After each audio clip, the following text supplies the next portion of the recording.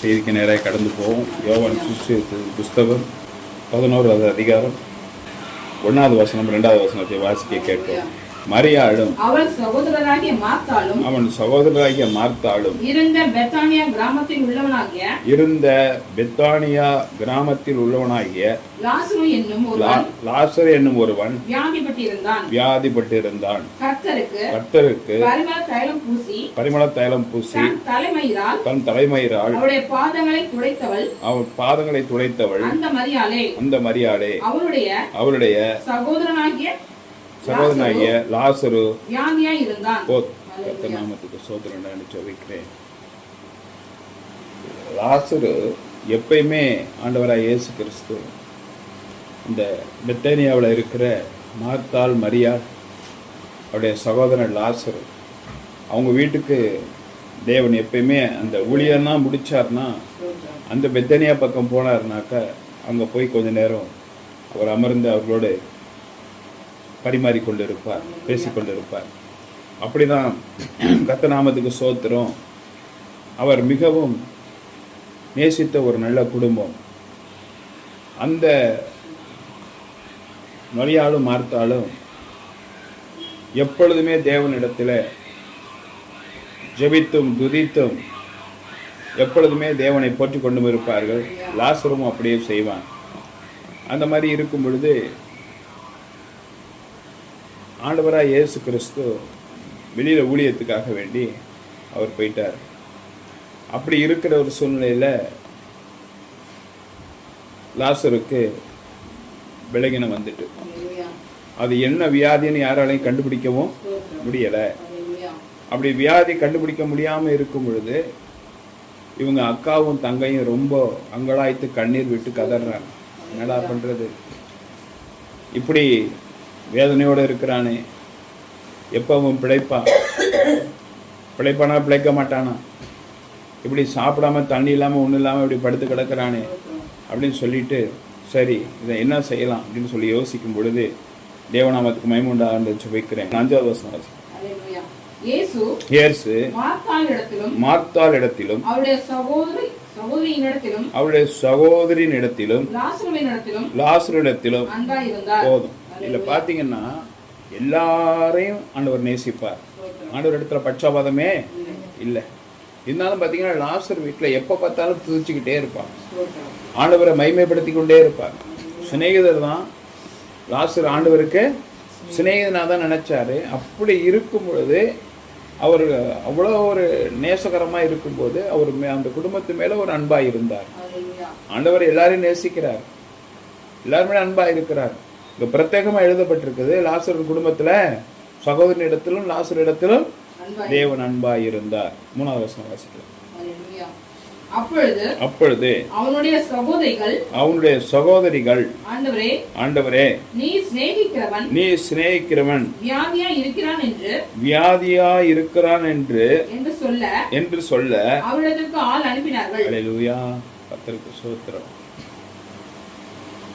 இப்ப நம்ம படுற வேதனை துக்கங்கள் எல்லாமே ஆண்டவருக்கு கண்டிப்பா தெரியும். ஏன்னா நம்ம ஏற்கனவே பார்த்திருக்கோம் 44:24 எல்லாவற்றையும் செய்கிற கர்த்தர் நானே ஏசாயாவில். அப்ப அவருக்கு ஒரு சின்ன எறும்பு கூட எப்ப மரிக்கணும், அதுக்கு எப்ப உணவு கொடுக்கணும் எடுக்க வேணாம். 104வது சங்கீதத்துல மீன்கள்லாம் பார்த்தீங்கன்னா எனக்கு இப்போ ஆகாரம் வேணும் ஆண்டவரே, நான் எங்கே போகணும், நான் எந்த பக்கம் போய் ஆகாரத்தை தேடணும், யாருக்கிட்ட போய் ஆகாரத்தை கேட்பேன், எனக்கு எப்படி ஆகாரம் கிடைக்கும் அப்படின்னு சொல்லி கேட்கும். அதே போல தேவநாமத்துக்கு மகிமை உண்டாக ஜெபிக்கிறேன். திமிங்கலம் கூட பார்த்தீங்கன்னா அவ்வளோ பெரிய ஒரு விலங்கு, தண்ணீரில் இருக்கிற பிராணி, பெரிய விலங்கு, ஒரு 10 யானை கூட வயிற்றுக்குள்ள தங்க முடியும். அது கூட பார்த்தீங்கன்னா காலம்புரை எந்திரிச்சதும் அப்படி வாயை திறந்துக்கிட்டு அப்படியே கடலுக்குள்ளே போனுச்சுன்னா டன்னு கணக்கில் மீனை சாப்பிட்ரும். அதை எதுக்கிறதுக்கு எதுவுமே கிடையாது. அது கூட ஆண்டவர்கிட்ட கேட்குமா, நான் எங்கே போய் சாப்பிடணும் அப்படின்னு சொல்லி கேட்கும். அந்த மாதிரி இருக்கிற ஒரு பட்சத்தில் கர்த்தர் நாமத்துக்கு ஸ்தோத்திரம் ஆண்டி சுபிக்கிறேன். மாத்தாளிடத்திலும் சகோதரியிடத்திலும் லாசருவினிடத்திலும் அன்பாயிருந்தார். அப்ப தேவன் யாருக்கு என்ன செய்யணுன்றது எல்லாமே தெரியும். இப்ப வியாதிப்பட்டிருக்கிறான், அதை என்ன பண்றாங்க, ஆண்டவருக்கு தெரிவிக்கணும் என்று சொன்னார்கள். இப்படி போய் சொல்றது அவங்களுக்கு ஒரு எண்ணம் மனசுக்குள்ள ஓடுது, நம்மளுக்கு நல்லா நேசிப்பாரு, நம்மளுக்கு வியாதி வருமா, நம்ம தம்பிக்கு இப்படி முடியாம போயிடுச்சே, அப்ப அவங்க நினைக்கிறாங்க நம்ம எதுவும் தப்பு பண்ணிட்டோமா. ஆண்டவர் தவறு செய்கிறவர்களை தண்டிப்பார், தவறு செய்யாதவர்களுக்கு சோதனையை பங்கிட்டு கொடுப்பார். ஒருத்தன் என்ன ஆண்டவரே இப்படி வியாதியா கிடக்குறானே அப்படின்னு சொல்லும்போது போய் சொல்றாங்க ஆண்டவர்கிட்ட, அவன் இப்படி வியாதியா கிடக்கிறான், அவன் வியாதி பலகீனத்தினால வரல, ஆண்டவரை இன்னும் அதிகமாய் கிட்டி சேர வேண்டும், இன்னும் தேவனிடத்தில் போய் அன்பாய் இருக்க வேண்டும், இன்னும் தேவனிடத்தில் பிரியமாய் இருக்க வேண்டும் தேவன் அனுமதித்தார். அப்போ லாசர் குடும்பத்துக்கு ஏன் இப்படிப்பட்ட காரியம், அவங்க குழம்புறாங்க, நம்ம ஏதோ தவறு பண்ணிட்டோமா, நம்ம ஏதோ பாவம் பண்ணிட்டோமா, ஆண்டவருக்கு விரோதமா செஞ்சிட்டோமா. நம்மளுக்கும் பார்த்தீங்கன்னா ஒரு பலகீனம் வரும்போது அந்த பலகீனம் 2 நாள் சரியா போயிடுன்னு நினைக்கிறேன், 3 நாள் சரியா போயிடுன்னு நினைக்கிறோம். அப்புறம் 4 நாள் 5 நாள் பார்த்தீங்கன்னா கொஞ்சம் மாத்திரை வாங்கி சாப்பிடுவோம், அதுவும் சரியாகாது. அப்புறம் டாக்டர்கிட்ட போவோம், டாக்டர் கொடுக்குற மருந்து மாத்திரையே சரியாகாது. அப்போ என்னதான் பண்ணலாம், என்ன பண்ணலாம். இந்த பையன் செய்வன் எடுக்கணும்னு சொல்லிட்டு வந்த பையனுக்கு பார்த்தீங்கன்னா டாக்டர் சொன்னாங்க, இதுக்கு மருந்து மாத்திரை இல்லாத ஒரு வியாதி. என்ன சொன்னாங்க டாக்டர், மருந்து மாத்திரைக்கே கட்டுப்படாத ஒரு வியாதி, அவ்வளோதான் டாக்டரால் சொல்ல முடியும். வழி வரும்போதெல்லாம் அந்த மருந்து போட்டுக்கோ, அது சரியாகுமா இல்லைன்னு எங்களுக்கு தெரியாது. அப்படிதான் நேற்று கூட அவன் சொல்லும்போது அதான் சொன்னான், மருந்து மாத்திரை மட்டும் சாப்பிடு, ஒரு நாளைக்கு 8 மாத்திரை,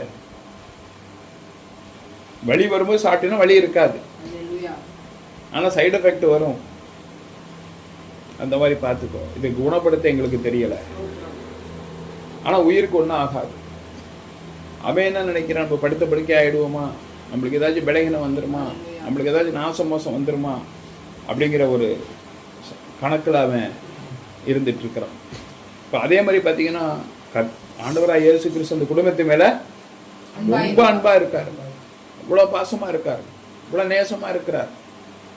ஆச்சரியகரமாக இருக்கு. எல்லாருக்குமே தெரியும் ஆண்டவர் அந்த வழியில் போனார்னா, பெத்தானியாவுக்கு போனார்னா வீட்டுக்கு போகாமல் இருக்க மாட்டார். இப்போ நம்ம நினைக்கிறோம் நம்மளுக்கு கூட இருக்கிறாங்க, ஒன்றும் கவலை, நம்ம வீட்டுக்காரர் இருக்காரு, நம்மளுக்கு வருமானம் வருது, நம்மளுக்கு அம்மா அப்பா இருக்கிறாங்க, ஒரு வெளியில் போகிறோம், ராத்திரியாக இருக்கு, என்னடா பண்ணுறது, ஏன் நம்ம கூட அண்ணன் வராரு, வீட்டுக்காரங்க வராங்க, நம்ம 4 பேர் போகிறோம், நம்மளுக்கு பயமே இல்லை. அதுபோல் அவங்களுக்கு நம்மளுக்கு ஆண்டவர் இருக்கிறார், வானத்தையும் பூமி படைத்த தேவாதி தேவன் நம்ம வீட்டில் வந்து இருக்கிறாரு, போகிறார், நம்மளுக்கு எதுவுமே செய்யாது. அங்கே தாங்க அவர்களுக்கு ஒரு சோதனை. ஒன்றும் சொல்ல முடியாத அளவுக்கு வியாதிப்பட்டு இருக்கும்போது இவங்க என்ன நினைக்கிறாங்க, இதை என்ன பண்ணுவோம், ஏசப்பாட்ட சொல்லுவோன்னு சொல்லி ஒரு ஆளை ஏற்பாடு பண்ணுறாங்க. ஹல்லேலூயா. இப்போ இங்கே ஒரு ரகசியம் என்னன்னு கேட்டிங்கன்னா, நம்மளுக்கு ஒரு பலகீனம் வந்துருச்சு, இல்லை நம்மளுக்கு ஒரு காசு பணம் தேவையாக இருக்குது, இல்லை நம்மளுக்கு ஒரு பொருள் தேவையாக இருக்குது, இல்லை நம்மளுக்கு ஒரு காரியம் தேவையாக இருக்குது. இந்த இடத்துல அவங்க என்ன சொன்னாங்க, நீங்கள் வந்து என் பிள்ளைய காப்பாற்றுங்கன்னு சொன்னாங்களா, என் தம்பியை வந்து காப்பாற்றுங்கன்னு சொன்னாங்களா, ஆண்டவரே இந்த பலகீனத்துக்கு என்ன செய்ய போறீங்கன்னு கேட்டாங்களா? வாசிங்க 3வது வசனத்தை வாசிங்க.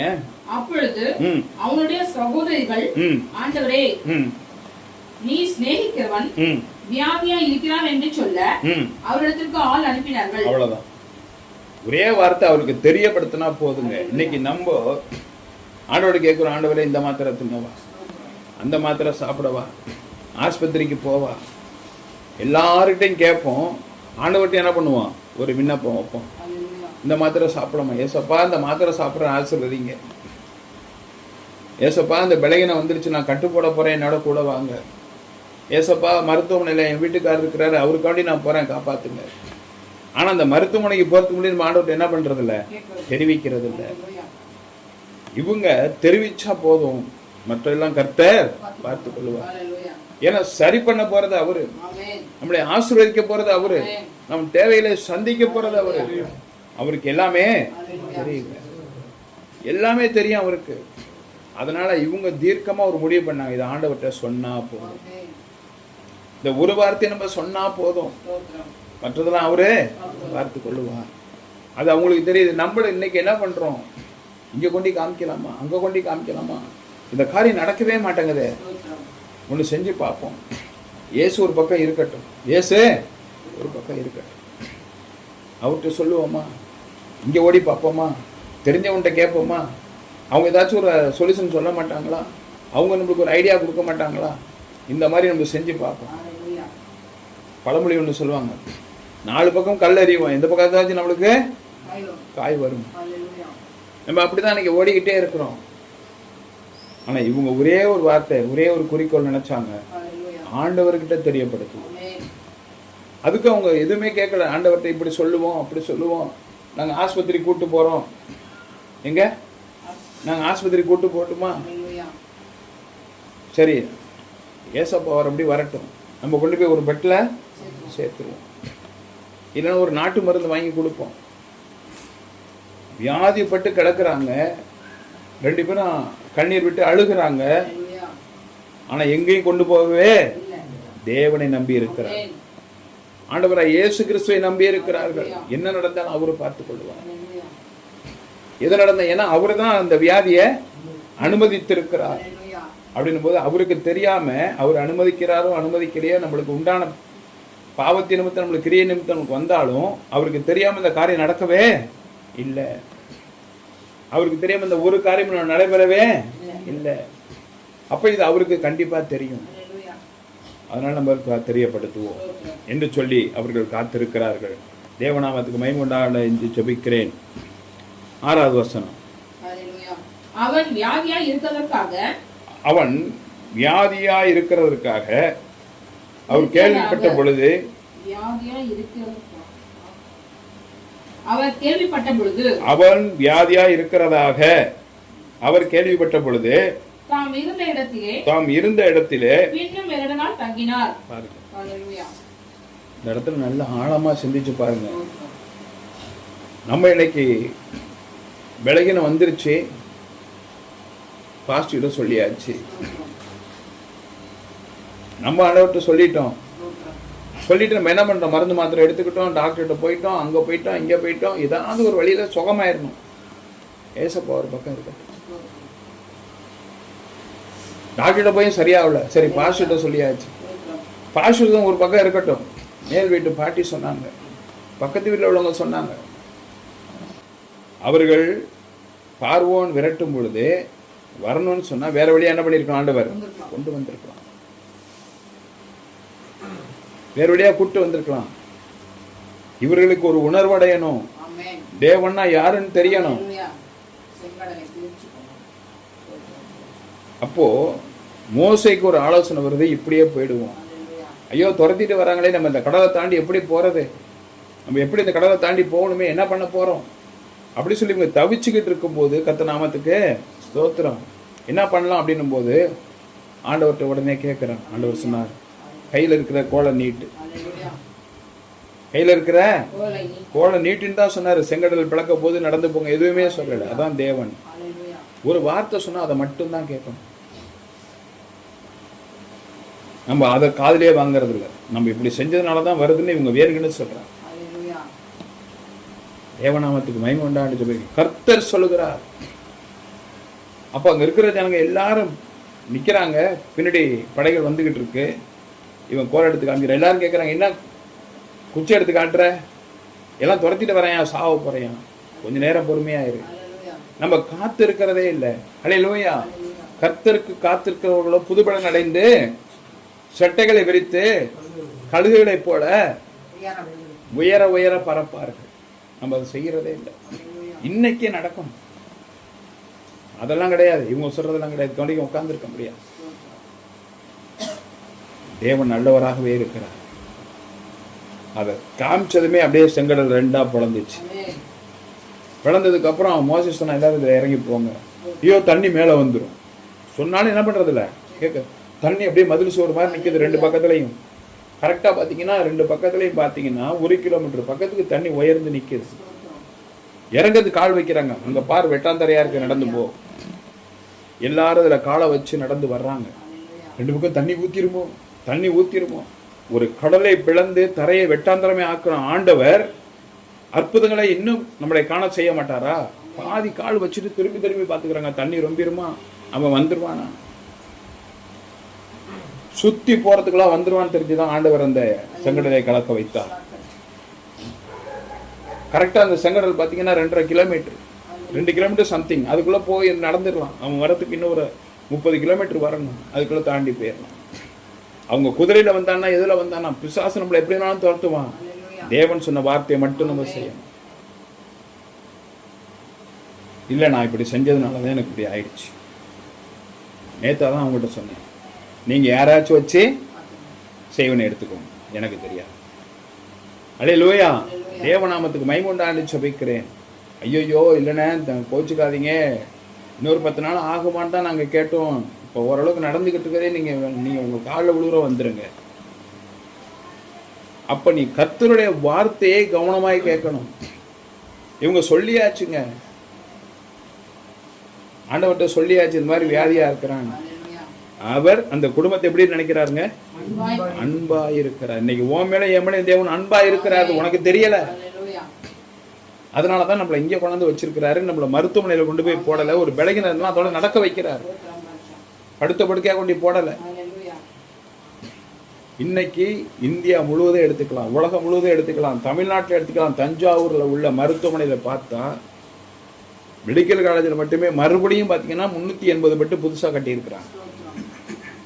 புதுக்கோட்டையில் ஒரு மெடிக்கல் காலேஜ் கட்டியிருக்கிறாங்க. திருவாரூரில் மெடிக்கல் காலேஜ் கட்ட போறாங்க. அப்ப எவ்வளவு வார்டு, எத்தனை பெட்டு இருக்கும் பாருங்க. எல்லாத்திலும் ஆட்கள் என்ன பண்ணிருக்கு? படுத்திருக்கிறாங்க. அதை இல்லாம தரையிலையும் படுத்திருக்கிறாங்க. நம்ம எல்லாரும் பார்த்துருக்கிறோம். நம்ம ஆண்டவர் மேல விசுவாசமும் இல்லை, நம்பிக்கை இல்லை, அவர் நம்ம ஆசீர்வதித்ததுக்கு நன்றியும் இல்லை. இன்னைக்கு உன்னை என்னையும் தேவன் இங்கே அமர வைத்திருக்கிறார். மதியானம் என்ன சாப்பாடுன்ற வரைக்கும் யோசிக்க வைத்திருக்கிறார். நாளைக்கு எங்க போகணுங்கிறவங்க யோசிக்க வைத்திருக்கிறார். நீ அதீத பலகீனத்திலேயோ ஒரு முடியாம இருந்தாலோ ஒரு கஷ்டப்பட்டு நீ கடந்தியன்னா அடுத்ததை யோசிக்க முடியுமா?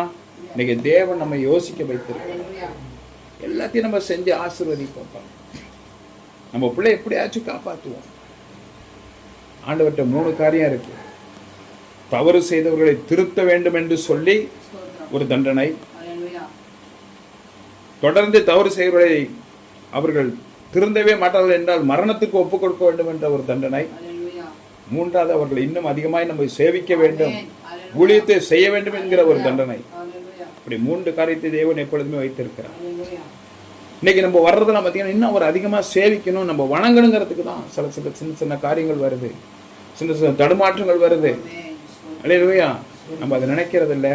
அப்படியே உன்னால வெளிப்படுத்த முடியலன்னா ஊழியக்கார மூலியமா தேவன் வெளிப்படுத்துகிறார். அங்க போய் சொல்லியாச்சுங்க. ஆண்டவர் 2 நாள் உட்காந்துருக்கிறார். நம்ம பாஸ்டர் கிட்ட சொன்னா பாஸ்டர் ஜெபம் பண்ணாரு, கேட்கவே இல்லை. அவங்க கேட்குறாங்க, என்னப்பா போய் சொல்லிட்டியா? எப்பா போய் சொல்லிட்டேன்ப்பா. அவர் அந்த ஊர்ல இன்னும் 2 நாளுக்கு தான் வருவாராம். நம்மளுக்கு என்ன வருங்க? சும்மா சாரபுரன்னு கோவம் வரும். வர சொல்லி பிரேயருக்கு வர சொன்னா வரவே இல்லை. நம்ம சொல்லவே மாட்டோம். போதும் இந்த மாதிரி செய்துன்னு சொல்ல மாட்டோம், வெக்கம். கேட்டால் அவர் சொல்லுவார், நீங்கள் பண்ண பாவத்துக்கு தான் வந்துச்சுன்னு சொல்லுவார். நம்ம ஏன் சொல்லிக்கிட்டு? ஆண்டவர் அப்படி சொல்லுவாரா? குடும்பத்தை அன்பா நேசிக்கிறாருங்க. இப்போ பாசு கிட்ட சொன்னா என்ன பண்ணுவார்? நீ என்ன தப்பு பண்ணன்னு கேட்பார் அடுத்தது. அதுக்கு நம்ம சொல்லாமையே அனுபவிச்சுக்கலாம். ஆண்டவர் அப்படி சொல்லுகிறவர் அல்ல. ஆனா நான் ஏன் கேட்பேன்? நீ என்ன தவறு பண்ண, இந்த மாதிரி அப்படியே தவறு பண்ண நீ கேட்காட்டினாலும் ஆண்டவர் எனக்கு சொல்ல அந்த தவறு பண்ணியிருக்காரு. ஆமா பண்ணினியான்னு கேட்டால் நம்ம ஆண்டவர் என்ன பண்ணலாம்? ஆண்டவரே அதுல விடுதலை கொடுங்க ஜெபிக்கணும். இன்னைக்கு தேவன் பார்த்தீங்கன்னா அதை தான் எதிர்பார்க்கிறார். அவன் வந்து சொன்னானே 2 நாள் தான் வருவாராம்ப்பா. அவர் அங்கே தங்கிட்டார், காதலெல்லாம் வாங்கிட்டாருங்க. இன்னைக்கு உனக்கு இருக்கிற பலகீனம், எனக்கு இருக்கிற பலகீனம், காரியங்கள் நடக்காத காரியங்கள் எல்லாம் தேவனுக்கு தெரியும். நம்ம அறிமுகப்படுத்தினா போதும். நீ பாட்டுக்கு ஒரு சாமியை வச்சுக்கிட்டு கிண்டிக்கிட்டு அதை போய் அங்கே பண்ணலாமா, இங்கே பண்ணலாமா, இவங்கள பார்க்கலாமா, அவங்கள கேட்கலாமா? பேசாமல் இப்படி இருந்திருக்கலாம். பேசாமல் அந்த காரியத்தை அப்படி பண்ணியிருக்கலாம். பேசாமல் இவங்க சொன்னதையே செஞ்சிருக்கலாம். பேசாமல் அந்த மாத்திரையை சாப்பிட்டுருக்கலாம். இந்த டாக்டரை பார்த்துருக்கலாம். ஆனால் நம்ம சொல்லும்போது சங்கடமா இருக்கும். அல்லேலூயா. நம்ம சொல்லும்போது சங்கடமா இருக்கும். என்னத்தான் சொல்றது நம்ம கேட்கறது? அவங்க சொல்லி நம்ம என்ன கேட்கறது? நீ என்றைக்கு அந்த நினைக்கிறாயோ கடைசி வரைக்கும் என்ன பண்ணாதுங்க, விடுதலையே கிடைக்காது. மறுபடியும் உழண்டு உழண்டு உழண்டு உழண்டு உழண்டு அதிலே தான் கிடக்கணும். இங்க எதனால தேவன் 2 நாள் அங்க தங்கினார் தெரியுங்களா? விசுவாசிக்கிறவன் தேவனுடைய மகிமையை காண்பான்னு ஏற்கனவே மார்த்தாள்கிட்ட ஆண்டவர் சொல்லியிருக்கார். அல்லேலூயா. அப்ப அவ என்ன பண்றா? நம்மளை திட்டுறாளா? இல்ல வேற எங்காச்சும் கொண்டு போய் காமிக்கிறாளா? இல்ல அக்கா தங்கச்சி வேற எதுவும் முடிவு பண்றாங்களா? அவன் வாயில தண்ணி போகாம கிடக்குறான். நம்ம என்ன பண்றோம்? நம்மளுக்கு முடியலன்னா கூட அடுத்தவங்களாம் வேற ஒரு ஆலோசனை, இப்படி பண்ணலாங்க அப்படி பண்ணலாங்க, இதான் வச்சுட்டு இருக்கீங்க, ப்ரேயர் பண்ணா நடக்குமா? இதெல்லாம் ஆஸ்பத்திரி கொண்டு போங்க, டாக்டர் சொன்னதை கேளுங்க, அதெல்லாம் ஒன்றும் பயப்பட வேணாம், நீங்க கொண்டு போய் காட்டுங்க, அப்புறம் ஏதாச்சும் வந்துட போகுது. அல்லேலூயா. அப்பொழுது அவர்கள் தேவனுக்காய் காத்திருந்தார். மறுபடியும் இந்த வசனத்தை வாசிக்கலாம். 6வது வசனத்தை. அவன் வியாதியா இருக்கிறதற்காக அவர் கேள்விப்பட்ட பொழுது, நல்லா படிங்க அத.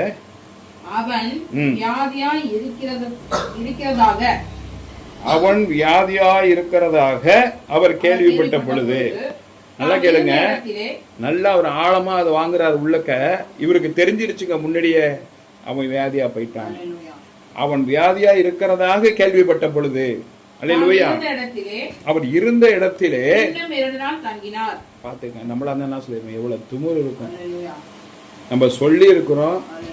என் வீட்டுக்காரருக்கு போன் பண்றேங்க, எனக்கு 3 நாளா முடியல, வாந்தி வைத்தாரா போயிட்டுங்கன்னா அந்த ஆளு வரேன்னவன் இன்னும் வராம உட்காந்துருக்கிறான். அப்புறம் தான் தெரியும் வர்ற இடத்துல வண்டி பஞ்சர் ஆச்சு, ஆபீசர் விட மாட்டேன்ட்டான் வேலையில, இல்ல அவருக்கும் முடியலன்றது அப்புறம் தான் தெரியும்.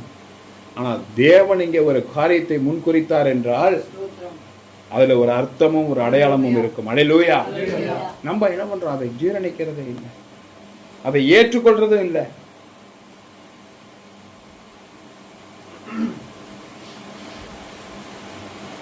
தேவனுக்கு ஒப்பு கொடுக்கறது, தேவனுக்கு என்ன பண்ணிடணும்? உடனே ஒப்பு கொடுக்கணும். ஆண்டவரே நான் அதை செஞ்சிடறேன், இதனாலதான் எனக்கு வந்துச்சு, அப்ப இந்த காரியத்தை நிறைவேற்றுறேன், இந்த காரியத்தெல்லாம் செஞ்சுச்சா, அப்ப நீங்க தான் எனக்கு எடுத்து போடணும். ஆண்டவரே நான் வேற எந்த மருந்து மாத்திரை திங்கல, தொடர்ந்து இருக்கிற வியாதி வேற, திடீர்னு வந்திருக்கு, நீங்க தான் எடுத்து போடணும்.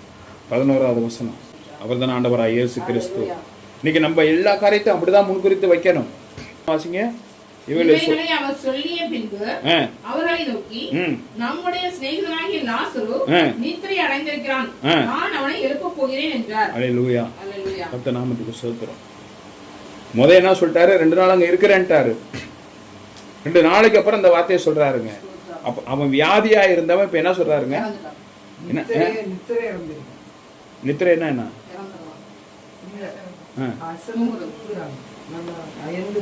ஆனா ஆண்டவர் சொல்றது செத்து போயிட்டான்னு சொல்றாரு. இந்த இடத்துல என்ன சொல்றாரு? 2 நாளைக்கு முன்னாடி வியாதின்னு கேள்விப்பட்டாரு. இங்க சொல்றாரு நித்திரை அடைந்திருக்க. தூங்குறவனை யார் வேணாலும் என்ன பண்ணிடலாம்? எழுப்பலாம். செத்து போன ஆண்டவர் தான் எழுப்ப முடியும். இன்னைக்கு உன் இருதயத்துல கசப்பையும் துரோகத்தையும் துன்மார்க்கத்தையும் வச்சிருந்தா அது ஆண்டவர் தான் விடுதலை பண்ண முடியும். நீ நல்லா மாறிடுப்பா, நீ போய் சொல்லாதப்பா, நீ கெட்ட வார்த்தை பேசாதப்பா, தண்ணி அடிக்காதப்பா நீ சொன்னா என்ன பண்ண மாட்டாங்க? கேட்க மாட்டாங்க. கர்த்தர் தான் விடுதலை கொடுக்கணும். இங்க நல்லா வார்த்தையை கவனிக்கணும். என்ன சொல்றாரு? இவைகளை அவர் சொல்லிய பின்பு அவர்களை நோக்கி, நம்முடைய சிநேகிதனாகிய லாசரு, நல்லா பாருங்க, நம்முடைய சிநேகிதனாகிய லாசரு நித்திரை அடைந்திருக்கிறான், நான் என்ன பண்ண போறேன்? எழுப்பப் போகிறேன். அல்லேலூயா. இந்த இடத்துல இறந்துட்டான் நம்மளுக்கு கன்ஃபார்மா ஆண்டவர் சொல்றாரு. ஆண்டவர் எழுப்புறதா இருந்தா செத்தவனை தான் எழுப்ப முடியும். நம்ம தூங்க நம்ம என்ன பண்ணிக்கலாம்? எந்திரான்னு பார்க்கலாம். ரொம்ப ஆசனத்துக்கு தண்ணியை தெளிச்சோம்னா என்ன பண்ணிடுவான்? எந்திரிச்சிருவான். நித்திரைனா தூங்குறது. ஆனா எல்லாரும் என்ன நினைச்சிட்டாங்க? இவர் என்னடா தூங்குறவனை எழுப்ப போறாங்கிறாரு, அவன் எந்திரிச்சுவான ஆண்டவரை. அப்ப ஆண்டவர் சொன்னாரு, நீ சொன்ன மாதிரி இல்லப்பா, அவன் செத்து போயிட்டான். அவன் செத்து போயிட்டான். என் தேவனால் எல்லாம் கூட அவன் செத்துட்டான். உன்னை என்ன பண்ண போறேன்? எழுப்ப போறேன். மறுபடியும் வாசிங்க அந்த வசனம். இவைகளை அவர் சொல்லிய பின்பு அவர்களை நோக்கி, நம்முடைய சிநேகிதனாகிய லாசரு நித்திரை அடைந்திருக்கிறான், நான் அவனை எழுப்பப் போகிறேன் என்றார். போதும். ஏங்க நம்ம கூட ஒரு பையன் நல்லா நட்பாக இருக்கிறான் அப்படின்னு சொன்னால் வெளியில் ரோட்டில் கூட்டு போது லேசாக அவனுக்கு அடிபட்டா என்ன பண்ணுவோம்?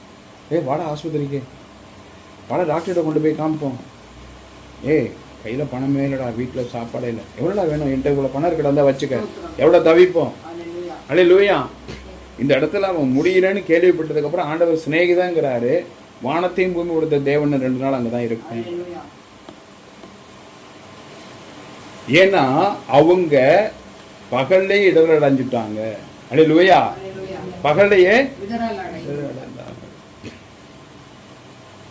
ஆண்டவர் அந்த வீட்டுக்கு வந்தப்போ ஒருத்தி பக்கத்துல உட்காந்து ஆண்டவர் சொல்றதை கேட்டுக்கிட்டே இருக்காங்க, ஒருத்தி போய் வீட்டு வேலையை பார்த்துக்கிட்டே இருக்காங்க. இன்னைக்கு நம்ம அப்படிதான் பண்றோம். ஆண்டவர் சொன்னாரு, என் பாதத்தின் அருகே உட்காந்து என் வார்த்தைகளை கேட்கிறாள், இவதான் எனக்கு கேட்டவன். நம்ம என்ன பண்றோம்? வேலை பார்த்துக்கிட்டே சோத்திரம் சோத்திரம் சோத்திரம் சோத்திரம் சோத்திரம். 300 இருந்துருச்சா, 350 சோத்திரம் சோத்திரம் சோத்திரம். சர்ச்சுக்கு போகணுமா? மதியானம் போனதும் திங்கிறதுக்கு, சாப்பிட்றதுக்கு இல்லை, எதுக்கு? திங்கிறதுக்கெல்லாம் செஞ்சு வச்சுட்டு வந்துடுறோம். அது ரெடி, இது ரெடி, இது ரெடி. போனதுமே அப்படி உள்ள போனதுமே கையை கழுவிட்டு அப்படியே உட்காந்துடுறோம். எல்லாம் ரெடி பண்ணி வச்சுக்கிறோம். ரெடி பண்ணி வச்சுட்டு போனதும் சாப்பிடணும். அடுத்த வேலை அதானே.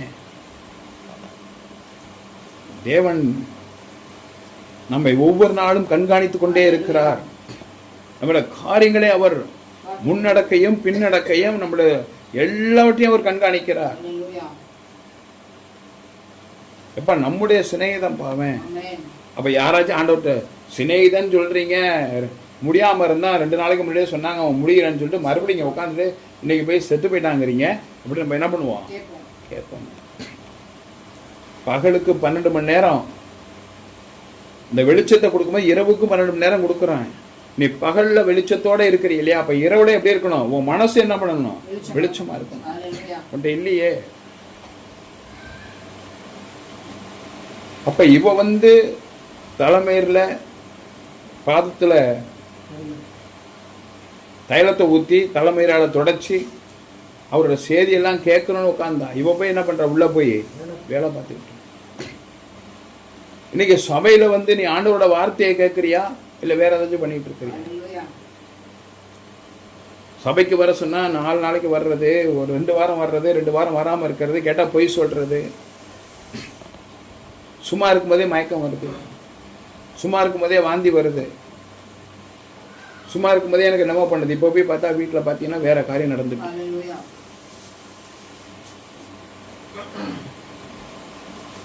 ஏசு இங்கதாங்க உட்காந்துருக்கா, பாட்டு வீட்டு வேலை பார்த்துக்கிட்டே இருக்கா. கேட்டா என்ன சொல்லியிருப்பா? இல்லையா மத்தியானத்துக்கு சாப்பாடுலாம் அடுத்த பண்ணி நீங்க வந்திருக்கீங்க, உங்களுக்கு காப்பி போட்டு கொடுக்கலாம், ஒரு டீ போட்டு கொடுக்கலான்னு சொல்லி, இல்லை உங்களுக்கு ஒரு மோர் கொடுக்கலான்னு சொல்லி. ஆண்டவர் உள்ள வந்துட்டாருன்னு சொன்னா நீ ஆலயத்துக்கு வந்துட்டா என்ன பண்ணணும்? ஞாயிற்றுக்கிழமை ஆலயத்துக்கு ஏன்னா கர்த்தரங்க உனக்கு முன்னாடி நிற்பார். கர்த்தரங்க உனக்கு முன்னே நிற்பார். அதாங்க சொல்றாரு 7வது வசனத்துல 6வது வசனத்துல. இது மாதிரி நான் போறேன்னு சொல்லி கேட்டுப்பட்டதுக்கப்புறம் 2 நாள் அங்க தங்கிடுறாரு. தங்கிட்டு இப்ப என்ன சொல்றாரு? மறுபடியும் எல்லா வசனத்தையும் நான் போய் அவனை என்ன பண்ண போறேன்? நித்திரை இழந்திருக்கிறான், அவனை எழுப்பலான்னு இருக்கிறேன், இவன் குழம்பிட்டான், இவரை என்னன்றா சொல்றது. அப்ப தேவன் சொல்லும் போது நீ கேட்கிறன்னு சொன்னா அடுத்த பரீட்சை ரெடியா இருக்கும். முதல் பரீட்சையில உன்னை காப்பாற்றணுமா, அடுத்த பரீட்சைக்கு போய் ஐயோ ஏன் கத்துனதுக்கு அப்புறம் காப்பாற்றணுமா? நீ முடிவு பண்ணிக்க. முதல் பரீட்சை வியாதின்னு வந்துருச்சுங்க, ஆண்டவர் இங்க இருந்துகிட்டே போய் இந்த காரியத்தை செய்ய என்ன பண்ணிடுவான்? ஒரு வார்த்தை சொல்லும் கர்த்தாவே என் வேலைக்காரன் சுகமாவான். பேதுரு மாமி ஜுரமாயிட்டா, எவ்விரின் மகன் படைத்தலைவன் ஆலயத்தோட தலைவன் அவனோட மகள் வியாதி ஆயிட்டா. எல்லாரையும் தேவன் உயிரோட எழுப்பினார். லாசரு உயிரோட எழுப்பினார். அப்ப இடர்கள் அடையாம நம்ம இருக்கணும், தேவ காரியத்துல கரெக்டா இருக்கணும். ஒன்றுமில்லாமல் காற்றையும் காண மாட்டீர்கள், மழையையும் காண மாட்டீர்கள். 2 ராஜாக்கள் 3:17 எடுக்க வேண்டாம். உங்கள் பள்ளங்கள்லாம் தண்ணீரால் நிரப்பும். ஆசீர்வாதம் வந்தது எவ்வளவு சந்தோஷம் பாருங்க.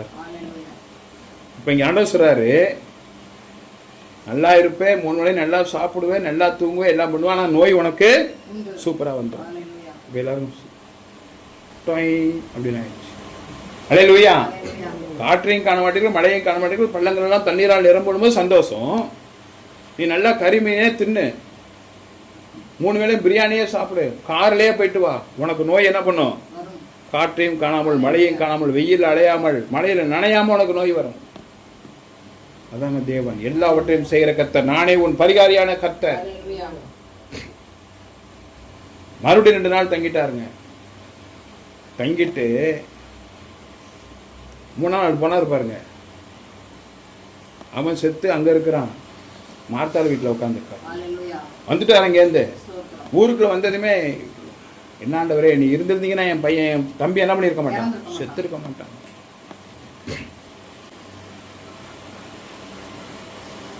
நீங்க படி இப்போ வரீங்களே, என் பையன் தம்பி செத்துட்டான். உடனே ஓடி போய் சொல்றா, ஆண்டவர் வந்துட்டார் வா. ரகசியமா சொன்னது அவன் அங்கேருந்து முடியாரா. அவளும் கேட்குறா, நீங்க இருந்தீங்கன்னா என் தம்பி செத்து இருக்க மாட்டான். அவர் இருக்காரா இல்லையா? இருக்கார். இந்த உலகத்துல எங்க வேணாலும் இருக்கிறார். எல்லா இடத்துலையும் வல்லமா இருக்கு. Hallelujah. உன் பக்கத்துல நிக்கணும் அவசியம் இல்லைங்க. Hallelujah. உன் இருதயத்துக்குள்ள அவர் வாசம் பண்ணுகிறார். அப்படி இருந்து ஏன் உனக்கு பிழைக்கணும்? அப்படி இருந்தா அவன் காரியம் நடக்கல. நீ தேவன்கிட்ட காரியத்தை சொல்லிட்டு நீ ஜெபம் பண்ணி சோத்திரம் பண்ணிக்கிட்டே இரு. Amen. சொன்னா போதும், அவருக்கு தெரியும். அவருக்கு ஏற்கனவே தெரியும் நம்மளுக்கு என்ன நடந்திருக்குன்னு. இருந்தாலும் நீ என்ன பண்ணணும்? கேட்கணும். உன்னோட காரியத்தை நீ சொல்லணும். Hallelujah. உன் காரியத்தை உன் வாயால சொல்றியான்னு பார்ப்பாரு. இன்னைக்கு நம்ம சாட்சியே சொல்ல மாட்டேங்கிறோம். சொன்னா பொய்யா சொல்றோம், இல்லை மாற்றி சொல்றோம், இல்லை மறைச்சு சொல்றோம். Hallelujah. அதுதாங்க சாட்சி சொல்றது. இங்கே ஸ்தோத்திரம். நன்மை செய்தாலும் சாட்சி சொல்லணும், நன்மை செய்யாவிட்டாலும் சாட்சி. நம்மளுக்கு ஒரு முடியலனாலும் சாட்சி சொல்லணும். இந்த தவறு பண்ணது மாதிரி எனக்கு தெரியுது, Hallelujah. இந்த தவறு நான் இது பண்ணிட்டேன், ஆண்டவரே எடுத்து போடுங்கப்பா. Hallelujah. நான் இந்த தவறு செய்தேன், Amen. ஆண்டவர்கிட்ட நான் கேட்டேன், இந்த தவறு பண்ணிட்டேன்னு என்னை எடுத்து போட்டாரு. இந்த சபையில சொல்றேன், நீங்களாம் இந்த தவறு பண்ணாதீங்க, நான் செஞ்ச தவறுக்கு ஆண்டவர் கொடுத்தாரு, Hallelujah. இப்போ வியாதிய எடுத்து போட்டாரு Amen. அப்படின்னு நீ என்னைக்கு நீ மனசார சொல்றியோ, Hallelujah. அந்த அவருக்கு அறிவிச்சான் பாரு, அப்போ உன்னை எழுப்புவார். Hallelujah. இவன் போய் சொல்லிட்டாங்க வியாதி என்ன, 2 நாளாச்சும் வரவே இல்லையே. இத்தனைக்கு அந்த குடும்பத்தை எப்படி இருக்காங்க? 3ஆம் வசனத்துல வாஸ்தவம், அன்பா இருக்கிறார், என்னுடைய சிநேகிதன்னு சொல்றார். நீ யாரா வேணா இருந்துட்டு போ. Hallelujah. ஆண்டவர் நியாய தீர்ப்பு உள்ளவர். ஸ்தோத்திரம். யாரா வேணா இருந்துட்டு போ, பாஸ்டா இருந்துட்டு போ. இது வரைக்கும் நீ 50 வருஷம் எந்த பாவம் பண்ணல, எந்த ஒரு கொடுமையும் படுத்தல, பொறாமப்படல, பழி வாங்கல, எதுவும் செய்யல. Hallelujah. ஆனா அவன் குடும்பத்துல ஏதோ ஒன்று நடந்துகிட்டே இருக்கு. ஸ்தோத்திரம். தேவனுக்கு மட்டும்தான் தெரியும். Hallelujah. தேவனுக்கு மட்டும்தான் தெரியும். Amen. அவர் யோசிக்கிறாரு, ஸ்தோத்திரம். சரி நான் போய் பாய் அவனை எழுப்பிட்டு வரேன். என்னாண்டவரை இங்கே உட்காந்துருக்கேன், அங்கே வாங்க போகலாம் இரு. உடனே அங்கேருந்து முடியாத மரியாதை, என்னாண்டவரை இங்கே உட்காந்துருக்கு. Hallelujah. இது தொடர்ச்சி அடுத்த வாரம் தொடரும். எல்லாரும் எழுந்து நிற்போம். ஸ்தோத்திரம். தேவநாமத்துக்கு மகிமை உண்டாக என்று சொல்லிக்கிறேன்.